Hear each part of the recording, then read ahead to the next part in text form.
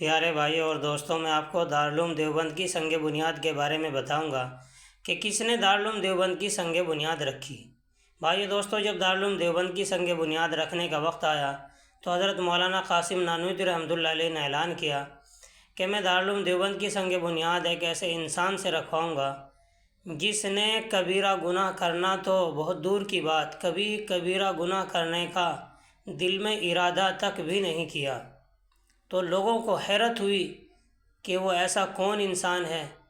تو اس کے بعد حضرت مولانا قاسم نانوتوی رحمۃ اللہ علیہ نے حضرت شیخ احمد حسن رحمۃ اللہ علیہ سے درخواست کی کہ حضرت آپ دارالعلوم دیوبند کی بنیاد رکھیں۔ کون ہے بھائی دوستو؟ حضرت شیخ احمد حسن رحمۃ اللہ علیہ حضرت مولانا اصغر حسین کاندھلوی رحمۃ اللہ علیہ کے نانا ہیں۔ یہ ایسے باکمال اور نیک انسان تھے کہ ان کے دل میں اللہ کا نام اتنا اتر گیا تھا کہ اب کسی اور کا نام ان کو یاد تک بھی نہیں رہتا تھا۔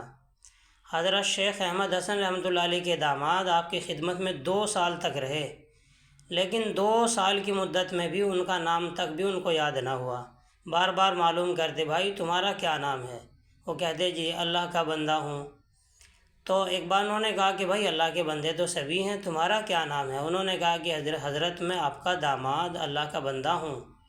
تو بھائی دوستوں، ان کے دل میں اللہ کا نام اتنا اتر گیا تھا کہ کسی اور کا نام ان کو یاد تک نہیں رہتا تھا۔ تو ایسے انسان نے دارالعلوم دیوبند کی بنیاد رکھی۔